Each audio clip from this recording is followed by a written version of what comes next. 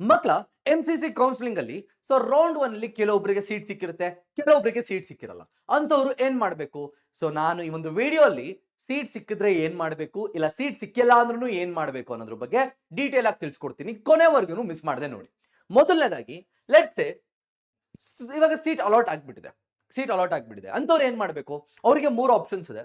First ಅದು accept and join freeze option. ಇದು ನಾನು ತುಂಬಾ ವಿಡಿಯೋಸ್ ಅಲ್ಲಿ ನಿಮ್ಗೆ ಹೇಳಿದೀನಿ.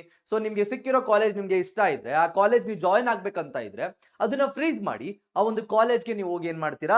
ಅಡ್ಮಿಷನ್ ಆಗ್ತೀರಾ. ಇನ್ ಪರ್ಸನ್ ನೀವು ಹೋಗ್ಬೇಕಾಗತ್ತೆ ಆ ಕಾಲೇಜ್ಗೆ ಅಡ್ಮಿಷನ್ಗೆ ವಿತ್ ಒರಿಜಿನಲ್ ಡಾಕ್ಯುಮೆಂಟ್ಸ್. ಇದ್ರ ಬಗ್ಗೆ ನಿಮ್ಗೆ ಐಡಿಯಾ ಇದೆ. ಒಂದೇ ಸತಿ ನೀವು ಫ್ರೀಸ್ ಆಪ್ಷನ್ ಸೆಲೆಕ್ಟ್ ಮಾಡಿದ್ರಿ ಅಂದ್ರೆ ಫರ್ದರ್ ರೌಂಡ್ಸ್ ಅಲ್ಲಿ ನೀವು ಪಾರ್ಟಿಸಿಪೇಟ್ ಮಾಡಕ್ಕಾಗಲ್ಲ. ನಿಮ್ಮ ಸೀಟ್ ಲಾಕ್ ಆಯ್ತು. ನೀವು ಕೌನ್ಸಿಲಿಂಗ್ ಪ್ರೋಸೆಸ್ ಇಂದ ಆಚೆ ಬಂದಂಗೆ ಅರ್ಥ.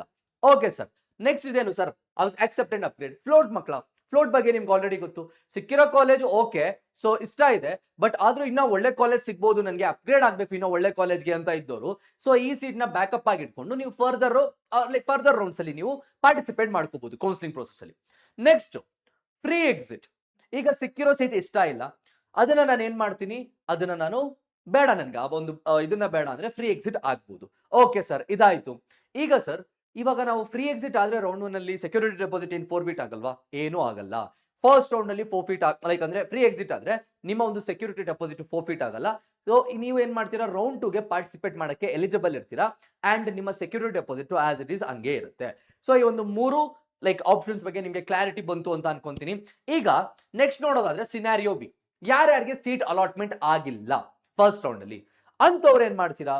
ಫಸ್ಟ್ ಆಗಿ ಕಂಟಿನ್ಯೂ ಟು ರೌಂಡ್ 2. ನೀವು ರೌಂಡ್ 2 ಗೆ ಕಂಟಿನ್ಯೂ ಮಾಡ್ತೀರಾ. ನಿಮ್ಗೆ ಸೀಟ್ ಅಲಾಟ್ ಆಗಿಲ್ಲ ಅನ್ಕೊಳ್ಳೋಣ, ಇನ್ ಕೇಸ್ ರೌಂಡ್ 1 ಅಲ್ಲಿ ಭಯ ಪಡೋ ಅವಶ್ಯಕತೆ ಇಲ್ಲ. ನೆಕ್ಸ್ಟ್ ರೌಂಡ್ ಗೆ ನೀವು ಆಟೋಮೆಟಿಕ್ ಆಗಿ ನೀವು ಎಲಿಜಿಬಲ್ ಆಗಿರ್ತೀರಾ. ಆಟೋಮೆಟಿಕ್ ಆಗಿ ನಿಮ್ಮ security deposit as it is ಹಂಗೆ ಇರುತ್ತೆ. ಮತ್ತೆ ನೀವು ಸೆಕ್ಯೂರಿಟಿ ಡೆಪಾಸಿಟ್ ನ ಪೇ ಮಾಡೋ ಅವಶ್ಯಕತೆ ಇರೋದಿಲ್ಲ. ಓಕೆನಾ? ನಂತರ ಮಕ್ಕಳ quit counselling and get a refund. ನೀವು ಕೌನ್ಸಿಲಿಂಗ್ ನ ಕ್ವಿಟ್ ಕೂಡ ಮಾಡಬಹುದು. ಕೌನ್ಸಿಲಿಂಗ್ ನ ಫಾರ್ ಎಕ್ಸಾಂಪಲ್ ನಿಮಗೆ ಸೀಟ್ ಅಲಾಟ್ ಆಗಿಲ್ಲ ಅಂತ ಕೇಸಲ್ಲಿ ನೀವು ಕೌನ್ಸಿಲಿಂಗ್ ಕ್ವಿಟ್ ಮಾಡಿದ್ರೆ ಆಟೋಮೆಟಿಕ್ ಆಗಿ ನಿಮ್ಮ ಒಂದು ಅಮೌಂಟ್ ರಿಫಂಡ್ ಆಗುತ್ತೆ. ಅಂದ್ರೆ ನೀವು ಸೆಕ್ಯೂರಿಟಿ ಡೆಪಾಸಿಟ್ ಏನಿಟ್ಟಿರ್ತಾರಲ್ಲ ಅದು ರಿಫಂಡ್ ಆಗುತ್ತೆ. ಇವಾಗ ಫಾರ್ ಎಕ್ಸಾಂಪಲ್ ಫಸ್ಟ್ ರೌಂಡ್ ಅಲ್ಲಿ ನಿಮಗೆ ಸಿಕ್ಕಿಲ್ಲ ಸೀಟು, ಫಸ್ಟ್ ರೌಂಡ್ ಅಲ್ಲಿ ನಿಮಗೆ ಸೀಟ್ ಸಿಕ್ಕಿಲ್ಲ, ನೀವು ಅದನ್ನ ಏನ್ ಮಾಡ್ತೀರಾ? ಓಕೆ, ಸೆಕೆಂಡ್ ರೌಂಡ್ಗೆ ನೀವು ಆಟೋಮೆಟಿಕ್ ಆಗಿ ಎಲಿಜಿಬಲ್ ಆಗ್ತೀರಾ. ಸೆಕೆಂಡ್ ರೌಂಡ್ಗೆ ನೀವು ಆಟೋಮೆಟಿಕ್ ಆಗಿ ಎಲಿಜಿಬಲ್ ಆಗ್ತೀರಾ. ಓಕೆನಾ?